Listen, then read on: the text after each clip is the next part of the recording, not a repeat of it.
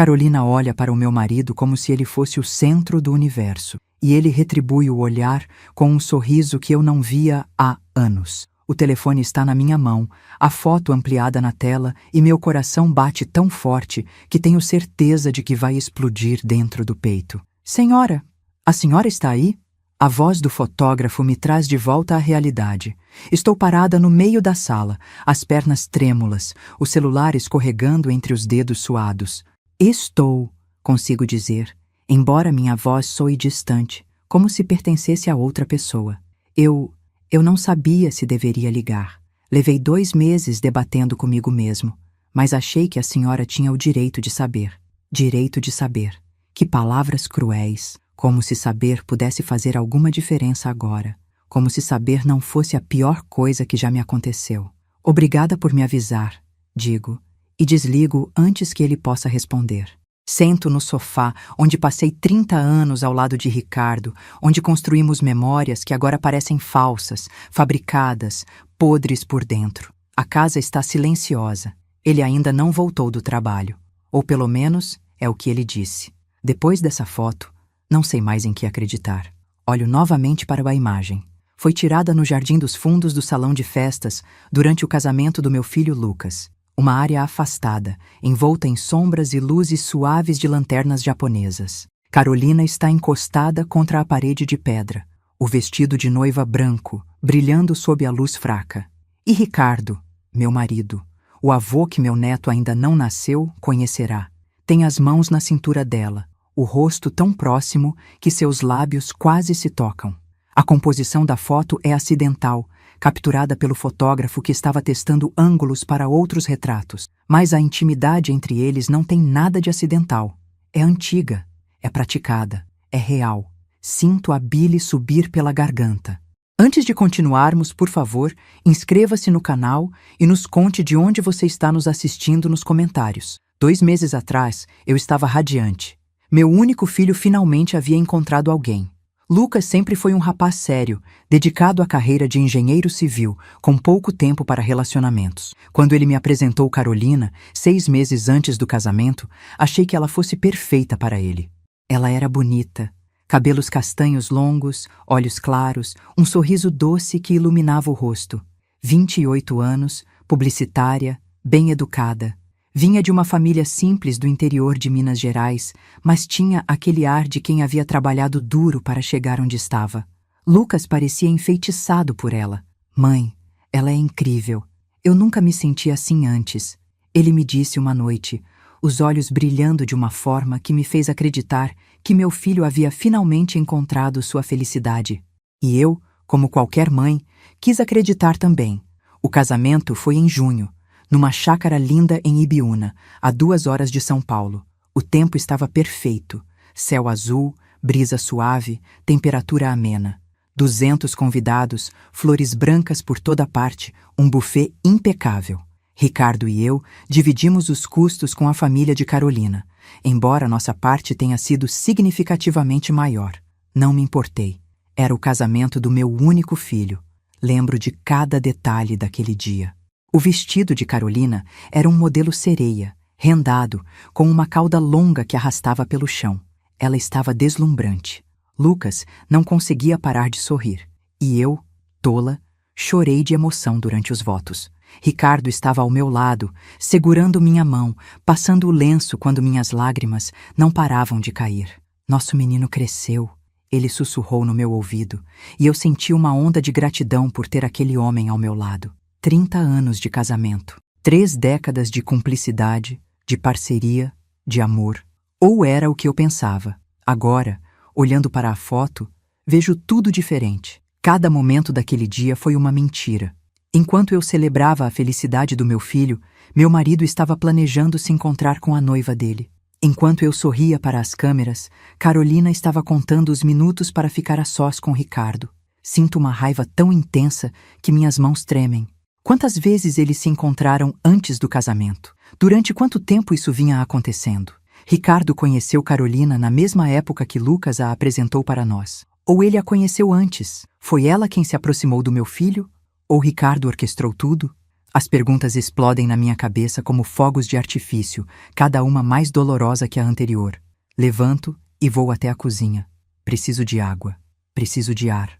Preciso de qualquer coisa que me faça sentir que ainda estou viva e não apenas flutuando numa realidade alternativa, onde tudo que eu conhecia foi destruído. Abro a torneira e encho um copo. A água está gelada, mas quando desce pela minha garganta, não sinto nada. Estou entorpecida. Choque, talvez. Ou apenas a primeira camada de uma dor que ainda não se revelou por completo. O portão da garagem range. Ricardo está chegando. Olho para o relógio na parede. 7h20 da noite. Ele disse que teria uma reunião e chegaria tarde, mas está no horário de sempre. Mais uma mentira? Ou apenas a coincidência de um dia comum? Escuto a porta da frente se abrindo, o barulho das chaves caindo na bandeja de cerâmica que fica no aparador da entrada. Passos conhecidos, passos que ouvi por 30 anos e que agora soam como os de um estranho. Cláudia? Você está em casa? Sua voz ecoa pelo corredor. Não respondo. Apenas fico ali, parada no meio da cozinha, o celular ainda na minha mão, a foto ainda na tela. Ricardo aparece na porta. Ele tem 56 anos, cabelos grisalhos, ombros largos, um rosto que ainda é bonito, apesar das rugas ao redor dos olhos. Está de camisa social azul, gravata afrouxada, a pasta de couro na mão. Um homem de negócios respeitável, um pai dedicado, um marido traidor. Oi, amor, tudo bem? Ele sorri, aquele sorriso fácil que sempre me tranquilizou. Mas agora vejo falsidade onde antes via carinho. Tudo, respondo, e minha voz sai surpreendentemente firme. Ele se aproxima, beija minha testa distraidamente, como faz todos os dias. Estou morto de fome. Tem jantar? Engulo o nó na garganta. Fiz um frango com legumes. Está no forno. Perfeito. Ele larga a pasta sobre a mesa e afrouxa ainda mais a gravata. Vou tomar um banho rápido e já volto. Enquanto ele sobe as escadas, continuo parada, imóvel, como uma estátua de sal. Olho para o celular. A foto ainda está lá. A verdade ainda está lá. Mas ele não sabe que eu sei. E por enquanto, essa é a única vantagem que tenho. Preciso pensar, preciso planejar, preciso decidir o que fazer com essa informação que está me queimando por dentro. Expor tudo agora? Confrontá-lo assim que ele descer? Gritar, chorar, jogar pratos, fazer uma cena? Ou esperar, observar, juntar mais provas, entender a extensão da traição antes de agir? A segunda opção é mais inteligente, mas também é mais dolorosa. Significa conviver com ele, fingir normalidade, sorrir quando tudo dentro de mim está se despedaçando. Desligo a tela do celular e coloco o aparelho no bolso. Respiro fundo. 1 vez, 2 vezes, 3. Quando Ricardo desce, 20 minutos depois, estou sentada à mesa, os pratos já servidos, uma expressão neutra no rosto. Ele se senta, pega o garfo e começa a comer. Como foi seu dia? Pergunta entre uma garfada e outra. Normal, minto. E o seu? Cansativo. Aquele cliente de Santo André está sendo impossível, mas acho que vamos fechar o contrato na semana que vem. Ele fala sobre trabalho, sobre números, sobre contratos, sobre coisas que não importam. E eu finjo ouvir, acenando nos momentos certos, fazendo perguntas vazias, interpretando o papel de esposa interessada. Mas por dentro estou planejando. Porque se há algo que aprendi nesses 30 anos de casamento, é que eu não sou uma mulher que aceita traição em silêncio. Ricardo ainda não sabe, mas a guerra já começou. E dessa vez, quem vai perder tudo não serei eu. Na manhã seguinte, acordo antes de Ricardo. O sol ainda não nasceu completamente, e a casa está envolta numa penumbra azulada. Desço para a cozinha e faço café, sentando à mesa com uma xícara quente entre as mãos. Pensei a noite inteira. Revirei cada conversa, cada gesto, cada olhar que Ricardo e Carolina trocaram durante os meses que antecederam o casamento. E agora, com a clareza dolorosa de quem finalmente enxerga, vejo todos os sinais que ignorei. As vezes que Ricardo ofereceu carona para Carolina quando ela vinha nos visitar. Os momentos em que ele insistia em ajudá-la com detalhes do casamento, as flores, o buffet, o fotógrafo. O fotógrafo. Foi Ricardo quem sugeriu aquele profissional específico, dizendo que era o melhor da região. Será que ele sabia que havia câmeras por toda parte? Será que se importava? A arrogância da traição me revolta mais do que a traição em si. Ricardo desce às 7, como sempre. Está de roupão, o cabelo ainda úmido do banho. Bom dia, diz, beijando o topo da minha cabeça antes de se sentar. Bom dia. Sirvo café para ele, coloco o pão na torradeira, ajo como a esposa perfeita que sempre fui. Cláudia, eu estava pensando... Ele mexe o açúcar no café, o som da colher contra a porcelana ecoando pela cozinha silenciosa. Que tal jantarmos fora hoje? Tem tempo que não saímos só nós dois. Meu coração dá um salto. Culpa? Está tentando compensar algo? Ou apenas quer manter as aparências? Claro, respondo sorrindo. Aonde você quer ir? Aquele italiano que você gosta. Posso fazer reserva para as 8. Aceno. Perfeito. Ele sorri, satisfeito, e volta a atenção para o celular, checando e-mails. Eu o observo. 30 anos de história. Um filho. Uma vida inteira construída juntos. E ele jogou tudo fora por uma garota que tem a idade da nossa sobrinha. A raiva volta, quente e intensa, mas a mantenho escondida atrás de um rosto calmo. Porque agora eu sei algo que Ricardo não sabe. Eu sou muito mais forte do que ele imagina. E quando eu decidir atacar, ele não vai ver de onde veio o golpe. Até lá, vou sorrir. Vou ser gentil. Vou ser a esposa dedicada. E vou destruí-lo. O restaurante italiano fica na Vila Madalena, numa rua arborizada onde as árvores formam um dossel verde sobre as calçadas. É um lugar que sempre amei. Luzes baixas, música suave, garçons atenciosos que nos conhecem pelo nome. Ricardo e eu viemos aqui pela primeira vez há 25 anos, quando Lucas tinha apenas 5 anos e conseguimos uma noite livre graças à minha mãe. Agora, sentada à mesma mesa de canto que sempre pedimos, olho para o homem à minha frente e mal o reconheço. Você está quieta hoje, diz Ricardo, cortando um pedaço de risoto. Tudo bem? Só cansada. Minto, levando o vinho aos lábios. O Chianti está perfeito, encorpado e macio, mas não consigo apreciá-lo. Cada gole parece amargo. Trabalho? Ele ergue uma sobrancelha, preocupado. Ou fingindo preocupação. Não sei mais distinguir. Um pouco. A escola está me pressionando para assumir a coordenação pedagógica no ano que vem. Não é mentira. Sou professora de literatura há 22 anos e a diretora realmente me fez a proposta. Mas no momento, a última coisa em que consigo pensar é trabalho. Ricardo assente, levando outro garfo cheio à boca. Você deveria aceitar. É uma promoção e tanto. E Deus sabe que você merece. Merece. A palavra ecoa na minha cabeça. O que eu mereço, Ricardo? 30 anos de dedicação recompensados com traição? Um casamento construído sobre mentiras? Ver meu filho casado com a amante do próprio pai? Mas não digo nada disso. Apenas sorrio. Vou pensar. O jantar continua. Ricardo fala sobre o trabalho, sobre um imóvel que está negociando na Zona Sul, sobre a reforma que precisamos fazer no telhado antes das chuvas de verão. Conversas mundanas, conversa de casal, como se tudo estivesse normal. E talvez seja isso que mais me dói. A facilidade com que ele finge, a naturalidade com que ele senta aqui, comendo risoto, falando sobre telhados, enquanto mantém um caso com a esposa do nosso filho. Quando voltamos para casa, já passa das 11. Ricardo vai direto para o quarto, dizendo que está exausto. Eu digo que vou ficar na sala mais um pouco, lendo, mas não leio. Assim que escuto a porta do quarto se fechar, pego meu celular e abro a foto novamente. Preciso de mais informações. Preciso entender a profundidade dessa traição. E para isso, preciso investigar. Abro o aplicativo do banco e verifico os extratos dos últimos 6 meses. Ricardo e eu temos contas conjuntas, mas ele também tem uma conta pessoal para despesas da empresa. Nunca me importei em fiscalizar. Sempre confiei nele. Erro fatal. Agora, olhando os lançamentos com atenção, vejo um padrão. Transferências mensais para uma conta que não reconheço.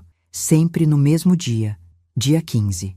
Valores que variam entre 1.000 e 503 mil reais. Anoto o número da conta. Amanhã vou descobrir de quem é. Continuo vasculhando.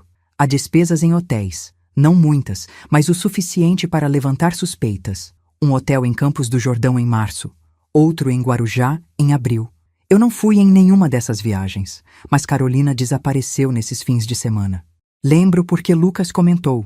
frustrado, que ela havia viajado a trabalho nos 2 meses seguidos e que mal estavam se vendo antes do casamento. A trabalho. A mentira dela espelhando a mentira dele. Sinto o estômago revirar. Vou até o escritório de Ricardo no andar de cima. É um cômodo pequeno, com uma escrivaninha de madeira escura, estantes cheias de livros de arquitetura e administração e um arquivador metálico ao lado da janela. A porta está destrancada. Ricardo nunca se preocupou em esconder nada de mim. Por que se preocuparia? Eu era a esposa confiável, a que nunca questionava, a que aceitava tudo sem suspeitar. Ligo o computador. Não tem senha. Outro sinal da confiança cega que ele tinha na minha ignorância. A área de trabalho aparece, limpa e organizada. Abro o histórico do navegador. E-mails, redes sociais, sites de notícias, nada fora do comum. Mas então vejo uma pasta na área de trabalho chamada Projetos 2024. Clico. Dentro, há subpastas, a maioria relacionada a trabalho, mas uma delas tem apenas um nome, K. Meu coração dispara. Clico. Dentro, há fotos, dezenas delas. Carolina sorrindo para a câmera. Carolina na praia, de biquíni vermelho. Carolina num restaurante, segurando uma taça de vinho. Carolina na cama, os lençóis brancos cobrindo parcialmente seu corpo nu. A sala gira ao meu redor. Fecho os olhos, respirando fundo, tentando controlar a náusea. Não posso desmoronar agora. Preciso ver tudo. Preciso saber tudo. Continuo clicando. Há mensagens também. Prints de conversas pelo WhatsApp. Leio uma, depois outra, depois mais uma, até que as palavras começam a se misturar na minha visão embaçada. Carolina. Não aguento mais fingir. Quero estar com você. Ricardo. Eu também, meu amor. Mas precisa ser assim por enquanto. Depois do casamento, vamos dar um jeito. Carolina. E se o Lucas desconfiar? Ricardo. Ele não vai. Meu filho é ingênuo. Sempre foi.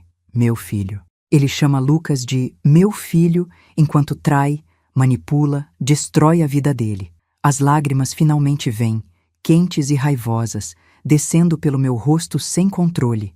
Mas não faço barulho. Não posso acordar, Ricardo. Não ainda. Continuo lendo. As mensagens datam de 8 meses atrás, 2 meses antes de Lucas nos apresentar Carolina oficialmente. O que significa que Ricardo a conheceu primeiro. Ele a conheceu, se envolveu com ela, e então... O quê? Incentivou o relacionamento com Lucas? Orquestrou tudo para manter Carolina perto? Outra mensagem me chama a atenção. Ricardo, você tem certeza de que quer se casar com ele? Podemos encontrar outra forma. Carolina, não. É a melhor maneira. Vou estar perto de você, na sua família, sem levantar suspeitas. E depois, quando for a hora certa, a gente se livra deles. Se livra deles. Eles, plural. Lucas e eu. Nós dois somos descartáveis para eles. Peças de um jogo que eu nem sabia que estava sendo jogado. Copio todos os arquivos para um pendrive que encontro na gaveta. Fotos, mensagens, tudo. Apago o histórico de acesso, desligo o computador e volto para a sala. São 2 da manhã. A casa está silenciosa, exceto pelo som do meu coração batendo descompassado. Sento no sofá, o pendrive fechado na minha mão. Provas. Tenho provas agora. Posso confrontá-los. Posso expor tudo. Posso destruir os dois. Mas uma parte de mim hesita. Lucas. Meu filho. Meu menino. Como vou contar isso para ele? Como vou destruir o casamento dele, os sonhos dele, a imagem que ele tem do próprio pai? E Ricardo, apesar de tudo, ainda é difícil acreditar que o homem com quem dividi minha vida por 3 décadas é capaz disso. Parte de mim ainda quer acreditar que há um erro, um mal-entendido, uma explicação lógica. Mas as provas não mentem. As fotos não mentem.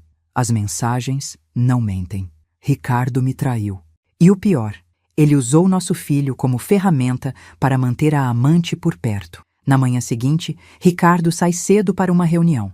Assim que o carro dele desaparece pela rua, ligo para minha amiga Beatriz. Beatriz é advogada. Divorciou-se há 5 anos de um marido que também a traiu e desde então se tornou especialista em casos de infidelidade. Se alguém pode me ajudar, é ela. Cláudia, que surpresa! Tudo bem? A voz dela é animada, calorosa. Bia, preciso falar com você, pessoalmente. É urgente. O tom da minha voz deve ter entregado algo, porque ela fica séria imediatamente. Estou no escritório agora, mas posso sair para almoçar. 12h no café da esquina do meu prédio? Perfeito, obrigada. Desligo e olho para o relógio. Ainda faltam 3 horas. 3 horas para organizar meus pensamentos. 3 horas para decidir até onde quero ir. Vou até o quarto e abro o armário de Ricardo. Suas roupas estão ali, organizadas por cor e tipo. Camisas sociais, calças, ternos. A vida organizada de um homem que parece ter tudo sob controle. Mas eu também sei organizar. E quando eu terminar, não vai sobrar nada dessa falsa ordem que ele construiu. Pego minha bolsa, coloco o pendrive dentro e saio de casa. O café onde encontro Beatriz fica no Itaim Bibi, numa rua movimentada, cercada por prédios comerciais. É um lugar moderno, com mesas de madeira clara e plantas penduradas no teto. Beatriz já está lá quando chego, sentada numa mesa ao fundo, mexendo no celular. Ela levanta assim que me vê e me abraça forte. Pelo seu tom de voz no telefone, eu sabia que era sério. Conta tudo. Sentamos. Peço um café e, quando a garçonete se afasta, mostro o pendrive para Beatriz. Aqui tem tudo. Fotos, mensagens, provas de que Ricardo está tendo um caso com a Carolina. Beatriz franze a testa. Carolina? A esposa do Lucas? Sim.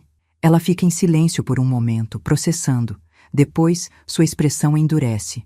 Cláudia, isso é horrível? Nojento? Imperdoável? Completo, a voz trêmula. Tudo isso e mais. Ela pega o pendrive. Posso ver? Aceno. Beatriz abre o notebook que trouxe na bolsa e conecta o pendrive. Passa os próximos 10 minutos em silêncio, lendo as mensagens, olhando as fotos, o rosto cada vez mais sério. Finalmente, ela fecha o notebook e me olha nos olhos. Cláudia, você tem um caso sólido aqui. Muito sólido. Se você quiser se divorciar com essas provas, você leva metade de tudo. E dependendo do juiz, talvez até mais. Não é sobre dinheiro, digo, embora uma parte de mim saiba que é. Sim, depois de 30 anos dedicados a esse casamento, a essa família, eu mereço algo além de traição. Eu sei, mas você precisa pensar com a cabeça também, não só com o coração. Ricardo tem bens, a empresa dele vale muito, os imóveis que vocês têm juntos, a casa. Você tem direito a tudo isso. Aceno, mas minha mente está em outro lugar. E o Lucas? Como eu conto isso para ele? Beatriz suspira. Essa é a parte difícil, mas ele precisa saber. Não só pela traição do pai, mas porque ele está casado com uma mulher que o enganou desde o início. Ele merece a verdade. A verdade. Essa palavra de novo. Sempre achei que a verdade libertasse, mas agora vejo que ela também pode destruir. Quanto tempo você precisa para decidir o que fazer? Pergunta Beatriz, pegando minha mão sobre a mesa. Não sei. Talvez alguns dias. Eu só preciso ter certeza de que estou fazendo a coisa certa. Cláudia, não existe coisa certa aqui. Existe o que você consegue viver com. Se você consegue continuar casada com Ricardo sabendo disso, tudo bem. Se você não consegue, também está tudo bem. Mas você não pode ficar nesse limbo para sempre. Vai te destruir por dentro. Ela está certa. Eu sinto a destruição acontecendo. Cada hora que passo fingindo normalidade é uma hora a mais que minha alma se despedaça. Vou pensar, digo finalmente. E vou te ligar quando decidir. Beatriz acena. Estarei aqui, para o que você precisar. Saímos do café juntas. Ela volta para o escritório e eu fico parada na calçada, observando o movimento da cidade. Carros passam, pessoas caminham apressadas. A vida continua, indiferente ao colapso do meu mundo. Pego o celular e, antes que possa me arrepender, digito uma mensagem para Lucas. Filho, preciso falar com você. Sozinha. É importante. A resposta vem quase imediata. Mãe, tudo bem? Aconteceu algo? Podemos nos ver hoje? No shopping perto da sua casa? Claro. Que horas? 5 da tarde? Te encontro lá. Guardo o celular. Meu coração está acelerado. Estou prestes a destruir a vida do meu filho. Mas se eu não fizer isso, estarei permitindo que ele viva uma mentira. E eu já vivi mentiras suficientes por nós dois. O shopping fica em Santo André, a 20 minutos da minha casa. É um lugar que Lucas frequenta desde a adolescência, Cinema, praça de alimentação, lojas de eletrônicos. Ainda me lembro de trazê-lo aqui aos sábados, quando era pequeno, e de como ele corria entre as lojas com os olhos brilhando de animação. Agora, parada em frente à cafeteria no segundo piso, esperando meu filho chegar, sinto que estou prestes a roubar esse brilho para sempre. Lucas aparece às 5 em ponto, pontual como sempre. Ele tem a altura do pai, 1,85 m, ombros largos, cabelo escuro cortado curto, mas tem meus olhos, castanhos, expressivos, honestos. Quando me vê, sorri e acena. Mãe! Ele me abraça forte e por um instante penso em desistir de tudo, em guardar o segredo, em protegê-lo dessa verdade que vai despedaçá-lo. Mas não posso. Ele merece saber. Oi, filho. Obrigada por vir. Claro, você me deixou preocupado com aquela mensagem. Ele se senta à mesa, pedindo um café expresso, quando a garçonete se aproxima. O que está acontecendo? Respiro fundo. Não há forma fácil de dizer isso. Não há palavras certas que possam suavizar o golpe. Então, decido ser direta. Lucas, preciso te mostrar algo, e preciso que você me ouça até o final antes de reagir. Ele franze a testa, confuso. Está me assustando. Eu sei, desculpa. Pego meu celular, abro a foto que o fotógrafo me enviou e deslizo o aparelho pela mesa até ele. Lucas pega o celular. Seus olhos percorrem a imagem. Uma vez, 2 vezes. Então ele para, o rosto empalidecendo. O que é isso? É do seu casamento. Foi tirada pelo fotógrafo sem querer. Ele me ligou há 2 dias. Lucas amplia a foto, os dedos tremendo. Esse é o papai?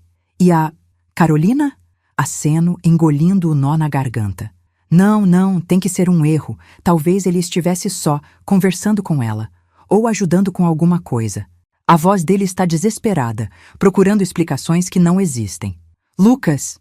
Pego o pendrive da bolsa e o coloco sobre a mesa. Aqui tem mais, muito mais. Mensagens entre eles, fotos, extratos bancários mostrando que seu pai paga um apartamento para ela. Ele olha para o pendrive como se fosse uma bomba prestes a explodir. Quanto tempo? 8 meses. Eles se conheceram 2 meses antes de ela te conhecer. O relacionamento de vocês foi planejado, filho. Ela se aproximou de você porque estava com seu pai. Lucas fica em silêncio. Um silêncio pesado, sufocante, que parece sugar todo o ar da cafeteria. Então, algo muda em seus olhos. A descrença dá lugar à raiva. Uma raiva fria, controlada, que reconheço porque é a mesma que sinto. Eles me usaram, ele diz, a voz baixa mas cortante. Me fizeram de idiota. Riram de mim nas minhas costas. Filho, não! Ele bate a mão na mesa, mas não é uma explosão descontrolada. É contenção. É fúria destilada. Eles não vão sair impunes disso, mãe. Não vão. Olho para meu filho e vejo um homem que nunca vi antes. Lucas sempre foi calmo, conciliador, o tipo de pessoa que evita conflitos. Mas agora, diante da traição mais profunda que alguém pode sofrer, ele se transformou. E eu também. O que você quer fazer? Pergunto, minha voz saindo mais firme do que imaginava. Lucas pega o pendrive, apertando-o entre os dedos. Quero que eles paguem, mas não do jeito óbvio. Não quero só gritar, chorar e me divorciar enquanto eles continuam juntos, felizes, sem consequências reais. Ele se inclina para a frente, os olhos fixos nos meus. Quero destruí-los, do jeito que eles nos destruíram. Deveria me assustar ouvir isso do meu filho. Deveria tentar acalmá-lo, ser a voz da razão. Mas não consigo, porque eu sinto exatamente o mesmo. O que você tem em mente? Pergunto. Lucas respira fundo. Primeiro, precisamos agir como se não soubéssemos de nada. Continuar normais. E isso vai nos dar tempo para planejar. Planejar o que exatamente? Vingança, mãe. Mas uma vingança inteligente. Uma que os deixe sem nada. Sem dinheiro, sem reputação, sem dignidade. Quero que eles sintam exatamente o que fizeram a gente sentir. Há uma pausa enquanto processamos o que estamos prestes a fazer. Isso vai contra tudo que sempre ensinei ao meu filho sobre perdão, sobre ser a pessoa maior. Mas algumas traições são grandes demais para serem perdoadas. Como? Pergunto finalmente. Lucas sorri, mas não é um sorriso feliz. É calculista. Vou precisar da sua ajuda. E vai levar tempo. Mas se fizermos direito quando terminarmos, eles vão desejar nunca ter nos conhecido. Passamos as próximas 2 horas no café, planejando cada detalhe. Lucas pega um caderno da mochila e começa a descrever, traçando um plano meticuloso. Primeira fase, informação. Ele diz, escrevendo. Precisamos saber tudo sobre o relacionamento deles, onde se encontram, com que frequência. Se há outras pessoas envolvidas, quanto dinheiro o papai gastou com ela. Já tenho parte disso, digo, mostrando os prints que tirei do computador de Ricardo. Mas você está certo, precisamos de mais. Você consegue acessar as contas bancárias dele? Consigo. Temos conta conjunta e eu sei as senhas das contas empresariais também. Ele nunca escondeu nada de mim. A ironia me faz rir amargamente. Perfeito. Quero que você documente tudo. Cada transferência, cada pagamento, cada centavo que ele gastou com ela. Vamos precisar disso. Para o divórcio? Para muito mais que isso. Lucas me olha sério. Mãe, o papai tem uma empresa de arquitetura, certo? E essa empresa tem contratos com órgãos públicos. Algumas prefeituras, se não me engano. Aceno. Sim, ele tem contratos com a prefeitura de Santo André e de São Bernardo. E você sabe como ele conseguiu esses contratos? Penso por um momento. Licitações, imagino. Por quê? Porque eu trabalho como engenheiro civil, mãe. Conheço gente no setor. E já ouvi rumores sobre o escritório do papai. Nada confirmado, mas... suspeitas. Meu coração acelera. Que tipo de suspeitas? Superfaturamento. Propinas. Contratos direcionados. Se isso for verdade, e se conseguirmos provas, não será só divórcio. Será processo criminal. A magnitude do que ele está sugerindo me atinge como um trem. Lucas, isso pode destruir completamente seu pai, a carreira dele, a reputação dele. Ele pode ir preso. Eu sei. A voz dele é dura, sem remorso, e ele merece. Fico em silêncio, digerindo. Parte de mim, a parte que ainda se lembra do homem que amei por 30 anos, hesita. Mas a outra parte, a parte que foi traída, humilhada, usada, quer exatamente isso. E a Carolina? Pergunto. Ela também vai pagar, mas de forma diferente. Lucas escreve mais algumas notas. Ela é publicitária, certo? Trabalha numa agência grande? Sim. A Mota, em Carvalho. Conheço essa agência. Eles têm uma política rígida sobre conduta profissional, especialmente sobre relacionamentos que possam gerar conflito de interesses. Você quer que ela perca o emprego? Quero que ela perca tudo. Emprego, reputação, credibilidade. Quero que quando as pessoas procurarem o nome dela no Google, só vejam escândalo. É cruel. É calculado. É exatamente o que eles merecem. Quando começamos? Pergunto. Agora. Mas com cautela. Não podemos dar nenhum sinal de que sabemos. Você vai continuar sendo a esposa perfeita. Eu vou continuar sendo o marido apaixonado. E enquanto isso, vamos juntar cada pedaço de evidência que conseguirmos. Volto para casa às 8 da noite. Ricardo já está lá, sentado no sofá da sala, assistindo ao jornal. Oi, amor. Onde você estava? Ele sorri. Aquele sorriso falso que agora consigo ver claramente. Fui ao shopping. Precisava comprar algumas coisas. Beijo seu rosto, forçando-me a não recuar do toque. Você jantou? Ainda não. Estava te esperando. Vou esquentar a comida então. Na cozinha, enquanto preparo os pratos, respiro fundo várias vezes. Consigo fazer isso. Consigo fingir. Por Lucas. Por mim. Pela justiça que merecemos. Durante o jantar, Ricardo fala sobre trabalho. Sobre um novo contrato que está negociando com a prefeitura de Diadema. Sobre como as coisas estão indo bem. E eu escuto. Faço perguntas. Anoto mentalmente cada detalhe que pode ser útil mais tarde. Como está o Lucas? Ele pergunta, levando um garfo de arroz à boca. Bem, trabalhando muito. Minto com facilidade surpreendente. Ele e a Carolina estão pensando em viajar no final do ano. Que bom! Eles merecem. Ricardo sorri e me pergunto como ele consegue. Como consegue sentar aqui, fingindo ser um pai amoroso, quando está destruindo a vida do próprio filho? Depois do jantar, ele sobe para o quarto. Diz que está cansado, que tem uma reunião cedo amanhã. Eu digo que vou ficar na sala mais um pouco, lendo. Mas não leio. Assim que escuto a porta do quarto se fechar, pego meu notebook e começo a trabalhar. Acesso todas as contas bancárias. Baixo extratos dos últimos 2 anos. Organizo tudo em pastas, categorizando cada transação suspeita. Pagamentos para Carolina. Despesas em hotéis. Restaurantes caros. Joias. Encontro uma transferência de 15 mil reais para um joalheiro em março. Pesquiso a data. Foi 2 semanas antes do casamento de Lucas. Ricardo comprou uma joia cara. Para quem? Não foi para mim. Não ganhei nada dele nessa época. Foi para Carolina. Tenho certeza. Anoto tudo, cada detalhe, cada evidência. Meu celular vibra. É uma mensagem de Lucas. Consegui contato de um investigador particular.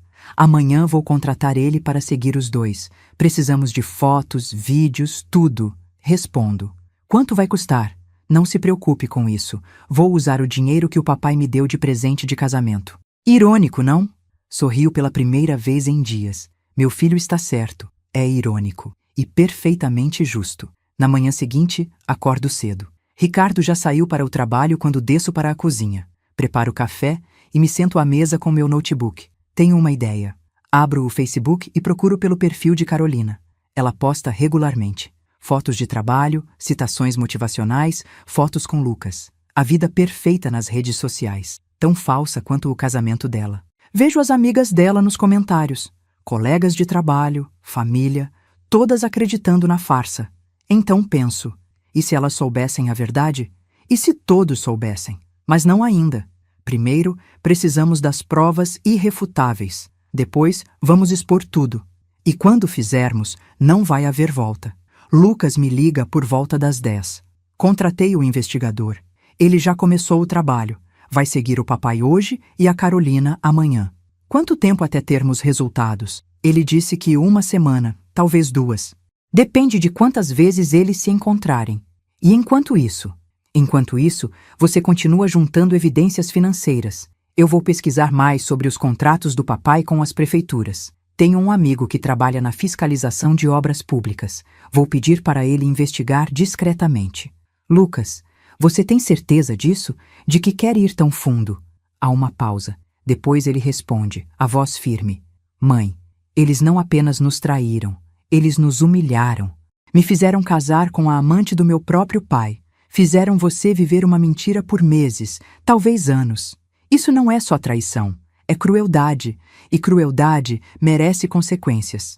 Ele está certo. E não há mais volta. Ok, vamos fazer isso então.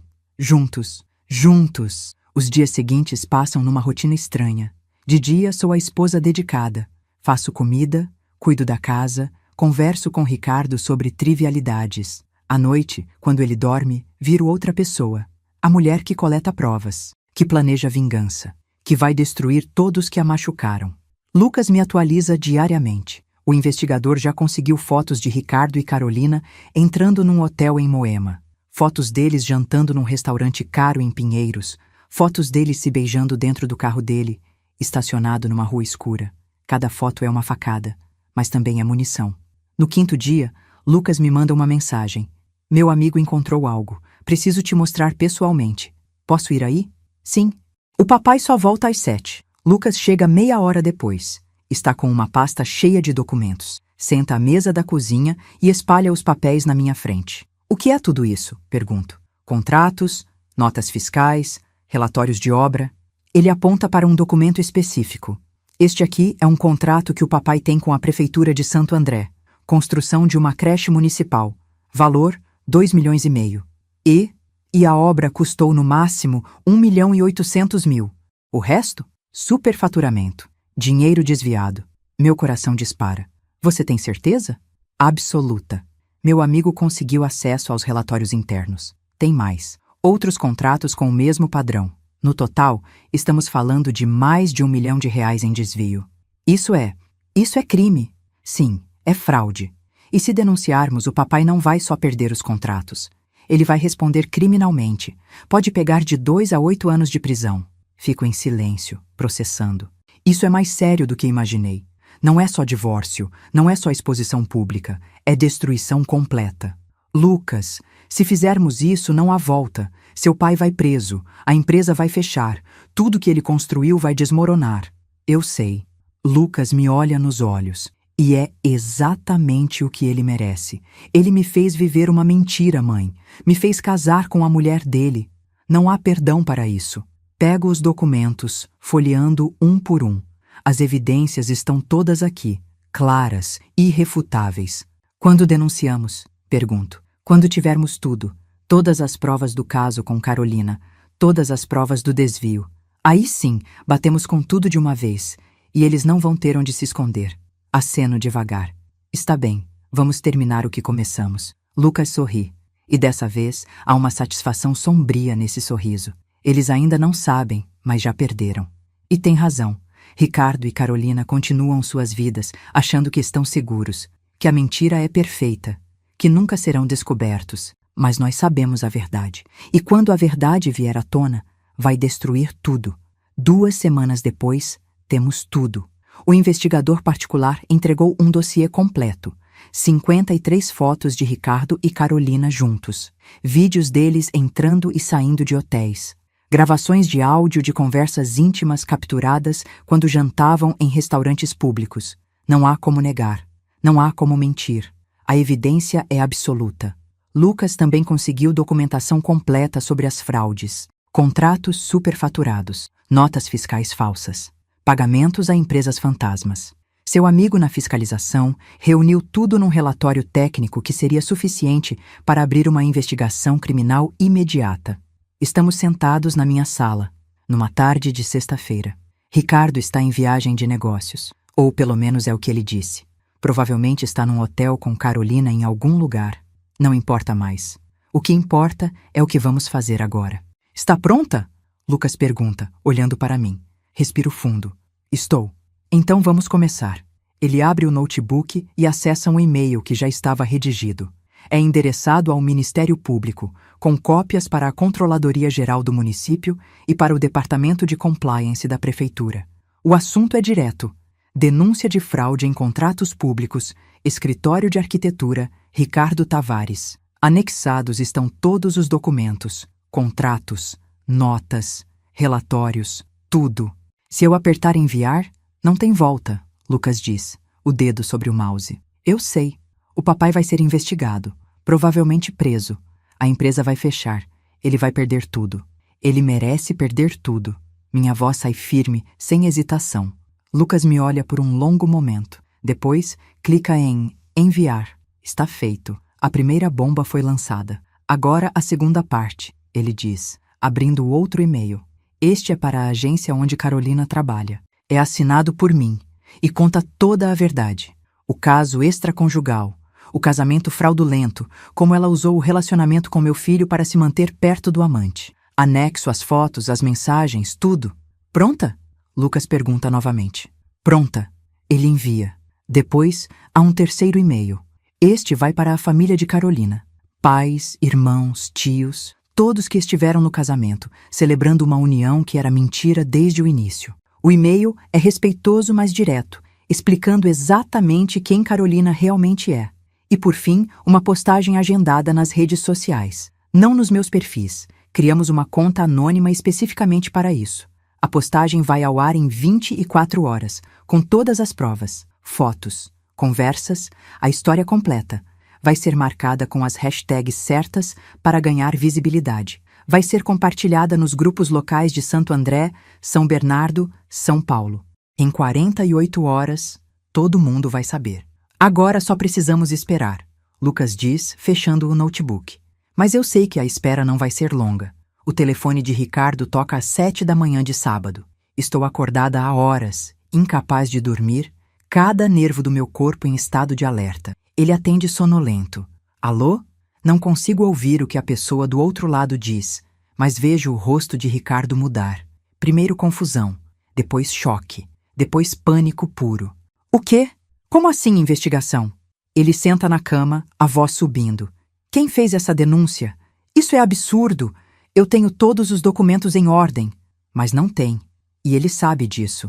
Ele desliga e imediatamente liga para outra pessoa. Seu advogado, imagino. A conversa é tensa, rápida, cheia de palavrões e negações. Quando ele finalmente desliga, está pálido. O que aconteceu? Pergunto, fingindo preocupação. Alguém me denunciou ao Ministério Público. Estão dizendo que teve superfaturamento nos contratos com a prefeitura. Isso é loucura, Cláudia. Alguém está tentando me sabotar. Mas você não fez nada errado, fez? Deixo a dúvida pairar na pergunta. Apenas o suficiente para que ele perceba. Claro que não. Ele se levanta bruscamente, pegando o celular. Preciso ir ao escritório, revisar todos os contratos. Isso tem que ser um erro. Ele se veste às pressas e sai, sem café da manhã, sem me dar um beijo de despedida.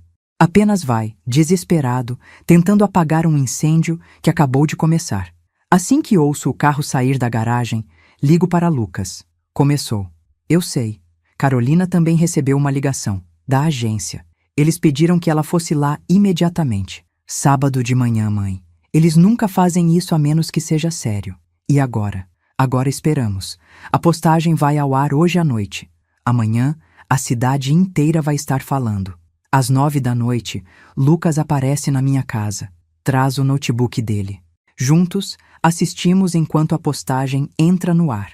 O título é simples: A verdade sobre um casamento construído em mentiras. Tem tudo: fotos de Ricardo e Carolina, prints das conversas, uma linha do tempo detalhada de como o caso começou, de como ela se aproximou de Lucas, de como eles mantiveram tudo escondido.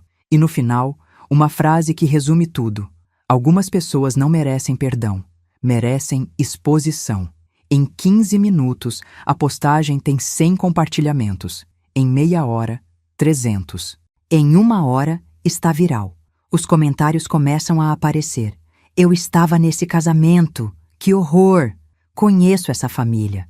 Sempre pareceram tão perfeitos. O pai traindo com a nora. Isso é doentio. A Carolina é vizinha da minha prima. Nunca imaginei que ela fosse capaz disso. Cada comentário é uma facada neles. Cada compartilhamento, outro prego no caixão da reputação deles. Lucas e eu não dizemos nada. Apenas assistimos em silêncio enquanto o mundo que eles conheciam desmorona. Ricardo volta para casa à meia-noite. Está transtornado. Entra pela porta como um furacão, o rosto vermelho, os olhos arregalados. Você viu? Ele grita. Você viu o que estão falando na internet? Vi, respondo calmamente sentada no sofá. É mentira. Tudo mentira. Alguém está inventando isso para me destruir. Ele está desesperado agora, as mãos tremendo. É mentira, Ricardo. Minha voz é baixa, perigosamente calma. As fotos são mentira? As mensagens são mentira? Ele para, olhando para mim. E nesse momento ele entende. Ele finalmente entende. Você sabia? Eu sabia. Me levanto, encarando-o. Sabia há 3 semanas. Desde que o fotógrafo me ligou e me mostrou a foto de você com a Carolina no casamento do nosso filho. Cláudia, eu posso explicar. Explicar o quê, Ricardo? Como você se apaixonou pela mulher que depois se casou com seu filho? Como você pagou um apartamento para ela com o nosso dinheiro? Como você desviou o dinheiro público para sustentar sua amante? Ele empalidece ainda mais. Como você sabe sobre os contratos? Porque eu te investiguei. Porque o Lucas te investigou. Porque decidimos que você não merecia sair impune dessa. Lucas sabe. A voz dele quebra. Sabe? E está destroçado. Você destruiu seu próprio filho, Ricardo, por uma mulher, por sexo, por ego. Ele se deixa cair no sofá, o rosto entre as mãos. Eu não queria que fosse assim. Como você queria que fosse então? Você achou que ia manter isso escondido para sempre? Que nós nunca descobriríamos? Eu ia terminar com ela. Depois do casamento, eu ia terminar. Mas eu me apaixonei. Eu não consegui. A confissão me atinge como um tapa. Ele se apaixonou. Por ela. Depois de 30 anos comigo, ele se apaixonou por uma garota que tem metade da idade dele. Saia! Digo, a voz gelada. O quê? Saia da minha casa. Agora! Cláudia, por favor, saia! Grito pela primeira vez, toda a raiva contida finalmente explodindo. Pega suas coisas e sai da minha casa. Não quero mais te ver. Não quero mais ouvir sua voz. Você está morto para mim. Ele chora agora, lágrimas escorrendo pelo rosto. Mas não sinto pena. Sinto apenas um vazio imenso, onde antes havia amor. Ricardo sobe, pega uma mala, joga algumas roupas dentro e desce. Para na porta da sala, olhando para mim uma última vez. Eu sinto muito, ele sussurra. Eu também. Sinto muito por ter desperdiçado 30 anos com você. Ele sai. A porta se fecha. E pela primeira vez em semanas consigo respirar. Os dias seguintes são um borrão. A investigação do Ministério Público avança rapidamente. Ricardo é convocado para depor. Sua empresa é auditada. Contas são bloqueadas. Em menos de uma semana, ele é formalmente acusado de fraude e desvio de verbas públicas. Carolina é demitida da agência. A história se espalha pelo mercado publicitário. Ninguém mais quer trabalhar com ela. Sua família a repudia. Nas redes sociais, ela desativa todos os perfis, mas é tarde demais. Os prints já foram salvos. As histórias já foram contadas. Lucas entra com pedido de divórcio. Não pede nada dela. Não precisa. Ela não tem nada. Mas ele faz questão de que o processo seja público, que tudo fique registrado oficialmente. A humilhação dela precisa ser completa. Eu também entro com divórcio. Minha advogada, Beatriz, é implacável. Pede metade de tudo. E com as provas que temos, o juiz concede. A casa fica comigo. Metade da empresa também. O que sobrar dela, pelo menos. As economias, os investimentos, tudo dividido. Ricardo tenta negociar, argumentar, mas não tem terreno. As evidências são esmagadoras. Em 2 meses tudo está decidido. Ele perde tudo. E o processo criminal ainda está apenas começando. 3 meses depois, estou sentada no jardim da minha casa. Minha casa agora, só minha, tomando café numa manhã de domingo. Lucas vem me visitar. Ele está diferente, mais sério talvez, menos inocente, mas também mais forte. Como você está? Ele pergunta, sentando ao meu lado. Melhor. Cada dia um pouco melhor. E é verdade. A dor ainda está lá, mas não é mais sufocante. É apenas uma cicatriz que vai ficar, mas que não me impede de viver. Soube que o papai está morando num apartamento pequeno na Zona Leste. Sem empresa, sem dinheiro. A audiência do processo criminal é mês que vem. E a Carolina? Voltou para Minas. Trabalha numa loja agora. Varejo. Nada de publicidade. Ele toma um gole de café. Eles se merecem. Ficamos em silêncio por um momento. Depois, Lucas me olha. Você acha que fizemos a coisa certa? Destruindo eles assim? Penso cuidadosamente antes de responder. Eles fizeram escolhas, Lucas. Escolheram nos trair, nos humilhar, nos usar. Nós apenas expusemos a verdade. As consequências não vieram de nós. Vieram das ações deles. Ele acena, parecendo aliviado. É, você tem razão. E você, como está? Estou processando. Ainda dói, sabe? Mas também me sinto livre. Livre da mentira. Livre de pessoas que não me respeitavam. Ele sorri, e dessa vez é um sorriso genuíno. Comecei a fazer terapia. Está ajudando. Que bom, filho. Estou orgulhosa de você. E eu de você, mãe. Você foi incrível durante tudo isso. Forte, decidida. Eu não poderia ter feito sem você. Pego a mão dele. Nós fizemos isso juntos, e vamos sair disso juntos também. Mais fortes, melhores. 6 meses depois da exposição, recebo uma ligação. É Ricardo. Hesito antes de atender, mas finalmente aceito. Alô? Cláudia. Sua voz está quebrada, cansada. Mal a reconheço. Eu só queria dizer que sinto muito. Por tudo. Você não merecia nada disso. Fico em silêncio. Parte de mim quer gritar, desligar, mandá-lo para o inferno. Mas outra parte, a parte que está finalmente curando, só sente nada. Nem raiva, nem tristeza. Apenas indiferença. Ok.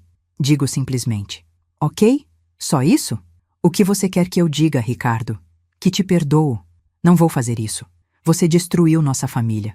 Destruiu nosso filho. Por suas próprias escolhas egoístas. Eu sei. Só queria que você soubesse que estou arrependido. Seu arrependimento não muda nada. Não desfaz o que foi feito. Você vai ter que viver com isso. Assim como eu tive que viver com a traição. Respiro fundo. Mas eu estou bem agora, Ricardo. Pela primeira vez em muito tempo, estou realmente bem. E você não faz mais parte da minha vida. Nunca mais vai fazer. Cláudia. Tchau, Ricardo. Não me ligue mais. Desligo. E sinto algo estranho. Não é felicidade exatamente, mas é paz. É a sensação de que um capítulo realmente acabou. De que posso virar a página agora. 1 ano depois, estou num café com Beatriz, rindo de algo bobo que ela disse. A vida voltou ao normal. Ou a um novo normal, pelo menos. Aceitei a promoção na escola. Viajei pela primeira vez sozinha para a Argentina. Redecorei a casa inteira, tirando qualquer vestígio de Ricardo. Lucas está namorando novamente. Uma moça boa, professora de música, que o trata com respeito e carinho. Ele está feliz, realmente feliz. E eu também estou, porque no fim, percebi algo importante. A vingança não foi só sobre destruir quem nos machucou, foi sobre recuperar nosso poder, sobre não aceitar ser vítimas, sobre decidir que merecemos mais. Ricardo perdeu tudo. A empresa fechou. Ele foi condenado a 3 anos de prisão, mas conseguiu pena alternativa. Trabalha num escritório pequeno agora, ganhando uma fração do que ganhava antes. Solitário, arrependido, mais tarde demais. Carolina desapareceu da vida pública. Ouvi dizer que se casou de novo, com alguém do interior. Uma vida comum, anônima. Talvez seja o que ela sempre mereceu. Quanto a mim, estou reconstruindo, dia a dia, tijolo por tijolo, e descobri algo surpreendente. A vida depois da traição pode ser melhor do que a vida durante a mentira. Porque agora, finalmente, estou vivendo minha verdade, e essa verdade me libertou.